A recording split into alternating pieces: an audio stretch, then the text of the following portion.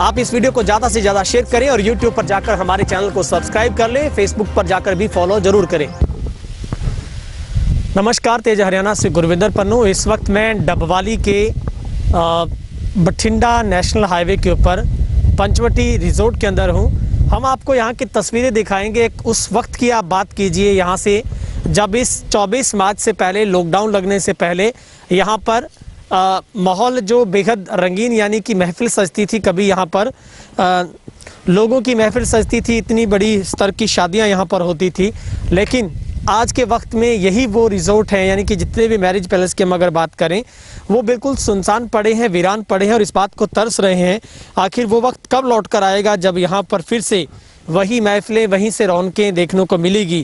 क्योंकि जब भी यहाँ पर शादियाँ होती थी तो बड़ी संख्या में यहाँ पर जो परिवार यहाँ पर पहुँचते थे, दोनों पक्ष के लोग, और यहाँ पर दिलों का मिलन होता था एक तरीके से। क्योंकि एक शादी वो एक अटूट रिश्ता है जो यहाँ से एक परिपक्व होता था, जिसकी शुरुआत होती थी। लेकिन अब करीब लगभग 2 महीनों के आसपास लॉकडाउन का समय पूरा होने वाला है। तो ऐसे में हम जिक्र कर रहे हैं डबवाली के तमाम उन मैरिज पैलेसेस की जिनके अंदर अब सन्नाटा पसरा है और न जाने कितने लोगों का रोज़गार भी छिन गया है। जब एक मैरिज पैलेस चलता था तो उसमें 10 लोगों का उस मैरिज पैलेस का स्टाफ भी होता था। कितने सारे वेटर्स को काम मिलता था, कितने हलवाइयों को काम मिलता था, कितने सफाई कर्मचारियों को काम मिलता था। इसके अलावा कैटरिंग का जितना बड़ा काम था, अब इसके ऊपर सब कुछ टिका हुआ था। अब जैसे ही मैरिज पैलेस बंद हुए तो ये सब चीज़ें अपने आप ही यहाँ से गौन हो गई है। और दूसरी तस्वीर में आपको दिखा रहा हूँ, यही आप देखिए हॉल है इसका पूरा पंचवटी रिजोर्ट का। लेकिन अब यहाँ पर जहाँ कभी 10 से 15 कर्मचारी यहाँ पर रोजाना रहते थे और उनको सांस लेने तक का वक्त नहीं मिलता था, क्योंकि यही वो पीक टाइम है। अगर हम पिछले महीने की बात करें और इस महीने की बात करें तो शादियों का बहुत बड़ा अच्छा टाइम ये माना जाता था, क्योंकि किसान इससे फ्री होता था अपनी फसल को काटने के बाद। और ये शादियाँ इस वक्त खुलती थी, यानी कि टाइम बड़ा अच्छा होता था शादियों के लिए। और यहाँ पर रौनक लौटती थी जब शादियां होती थी, यहीं से जोड़े विदा होते थे। लेकिन अब इस लॉकडाउन के चलते, कोरोना के चलते, जहां पर पूरे देश और दुनिया में एक मंदी की लहर है, कहीं ना कहीं सब चीज़ें बंद है। क्योंकि सरकार की गाइडलाइन है कि 20 से 30 लोग ही शादी में इकट्ठे हो सकते हैं। तो ऐसे में किसी भी परिवार के लिए रिसोर्ट करना कोई ज़्यादा इम्पोर्टेंट नहीं रह जाता, मैरिज पैलेस में आना, क्योंकि ऐसी शादियां घर पे ही अरेंज हो जाती हैं। मेरे साथ इसी पंचवटी रिजोर्ट से यहाँ के MD मेरे साथ हैं, मैनेजर हैं। सर, अब कैसे है, कितना आपका स्टाफ रह गया, किस तरीके की दिक्कतें? 2 का स्टाफ रह गया, एक मैं हूँ, एक चौकीदार, बस सारा स्टाफ हटा दिया। तो अब आपका सर क्या काम रहता है? बस करना है क्या, फ्री हैं। अच्छा, क्योंकि शादी तो हो नहीं रही, इसलिए फ्री हैं बिल्कुल। पहले सर औसतन एक महीने में कितनी शादियां आपके इस टाइम में आती थी? जब चलो सीजन में 10, 12, 15 निकल जाती थी। अब बिल्कुल सन्नाटा है 22 मार्च से, जब से लॉकडाउन हुआ है। उसके बाद कोई भी मतलब आया ही नहीं? बिल्कुल नहीं, बिल्कुल नहीं।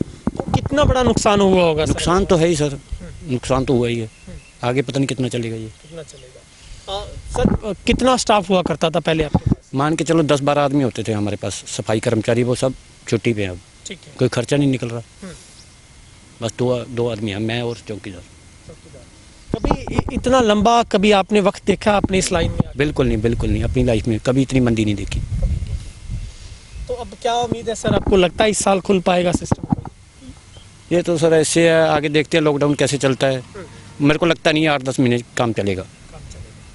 कोई सरकार रश नहीं होने देगी। मैरिज वगैरह, पैलेस वगैरह में रश होता है, 10-20 बंदे का आदमी से पैलेस नहीं होता। मंदा है, काफ़ी मंदा है ये। हाँ जी सर, मैरिज पैलेस कब से बंद है और अब तक कितना नुकसान आप मानते हैं, किस तरीके से? मैरिज पैलेस साढ़े 15 मार्च को बंद हो गए। ਸਾਡੇ ਕੋਲ ਮਾਰਚ ਦੇ ਮਹੀਨੇ 'ਚ 5 ਫੰਕਸ਼ਨ ਬੁੱਕ ਸੀ, ਅਪ੍ਰੈਲ ਦੇ 6 ਫੰਕਸ਼ਨ ਬੁੱਕ ਸੀ ਤੇ ਮਈ ਦੇ 4 ਫੰਕਸ਼ਨ ਬੁੱਕ ਸੀ। ਸਾਡਾ ਬਹੁਤ ਵੱਡਾ ਨੁਕਸਾਨ ਹੋ ਗਿਆ ਉਸ 'ਚ। ਸਾਡੇ ਮੁਲਾਜ਼ਮ ਵੀ ਵਿਹਲੇ ਹੋ ਗਏ, ਸਾਡੇ ਹਲਵਾਈ ਵੀ ਵਿਹਲੇ ਹੋ ਗਏ, ਸਾਡੇ ਟੈਂਟ ਵਾਲੇ ਵੀ ਵਿਹਲੇ ਹੋ ਗਏ, ਫੁੱਲਾਂ ਵਾਲੇ ਵੀ ਵਿਹਲੇ ਹੋ ਗਏ, ਡੀਜੇ ਸੈੱਟ ਵਾਲੇ ਵਿਹਲੇ ਹੋ ਗਏ। ਸਾਡੇ ਮੈਰਿਜ ਪੈਲੇਸ ਦਾ ਬਹੁਤ ਵੱਡਾ ਨੁਕਸਾਨ ਹੋ ਗਿਆ। ਲੋਕਾਂ ਤੋਂ ਜੋ ਕੋ ਸਾਡੇ ਕੋਲ ਪੈਸੇ ਆਏ ਵੀ ਸੀ ਉਹ ਵੀ ਸਾਨੂੰ ਵਾਪਸ ਦੇਣ ਵਾਸਤੇ, ਲੈਣ ਵਾਸਤੇ ਸਾਡੇ ਨਾਲ ਲੋਕ ਚੰਗਾ ਮਾੜਾ ਬੋਲਦੇ ਹੈ ਤੇ ਸਾਨੂੰ ਵਾਪਸ ਵੀ ਦੇਣੇ ਪਈ। ਔਰ ਜੇ ਕੋਈ ਕਿਸੇ ਦੇ ਰਹਿ ਗਏ ਵਾਪਸ ਦੇਣੇ ਵੀ ਪੈਣਗੇ। ਅੱਗੇ ਸਾਨੂੰ ਕੋਈ ਇਹਦੀ ਉਮੀਦ ਨਹੀਂ ਲੱਗਦੀ ਵੀ ਸਾਡਾ ਪੈਲੇਸ ਅੱਗੇ ਕਾਮਯਾਬ ਹੋਊਗਾ, ਕਿ ਲੋਕ ਸਾਡੇ ਪੈਲਸਾਂ ਦੇ ਵਿੱਚ ਵਿਆਹ ਕਰਨ ਆਉਣਗੇ। ਇਹ ਸਰਕਾਰ ਰਸ਼ ਕਰਨ ਦੇਵੇ ਕਿ ਨਾ ਦੇਵੇ, ਇਹ ਪਾਲਿਸੀ ਦਾ ਕੁਝ ਨਹੀਂ ਪਤਾ ਲੱਗਦਾ। ਇਹਦੇ ਵਿੱਚ ਜਦੋਂ ਹੁਣ ਸਾਡੇ ਮੁਲਾਜ਼ਮਾਂ ਦੀਆਂ ਤਨਖਾਹਾਂ 20-20 ਹਜ਼ਾਰ ਰੁਪਈਆ ਮਹੀਨਾ ਲੈਂਦੇ ਆ, ਨਾ ਤਾਂ ਅਸੀਂ ਤਨਖਾਹ ਉਹਨਾਂ ਦੀ ਰੋਕਣ ਜੋਗੇ, ਨਾ ਉਹਨਾਂ ਨੂੰ ਪੱਲਿਓਂ ਦੇਣ ਜੋਗੇ। ਸਾਡੇ ਕੋਲ ਹੋਰ ਕੋਈ ਗੁੰਜਾਇਸ਼ ਨਹੀਂ ਵੀ ਅਸੀਂ ਉਹਨਾਂ ਨੂੰ ਤਨਖਾਹਾਂ ਦੇ ਸਕੀਏ।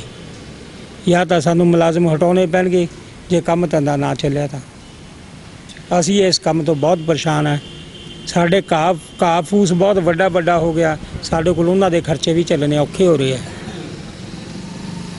ਬਾਕੀ ਹੁਣ ਸਰਕਾਰ ਦਾ ਕੁਝ ਪਤਾ ਨਹੀਂ ਵੀ ਕੀ ਕਰੇ ਕੀ ਨਾ ਕਰੇ। ਲੋਕਾਂ ਦਾ ਨਹੀਂ ਪਤਾ ਵੀ ਅੱਗੇ ਵਿਆਹ ਕਰਨਾ ਹੋਣ ਕਿ ਨਾ ਹੋਣ। ਸਾਨੂੰ ਤਾਂ ਲੱਗਦਾ ਨਹੀਂ ਵੀ ਇਹ ਸਾਲ 2 ਸਾਲ ਸਾਡੇ ਪੈਲੇਸ ਕੋਈ ਕਾਮਯਾਬ ਹੋਣ ਦਾ ਕੋਈ ਚਾਂਸਸ ਬਣੇ ਨੇ।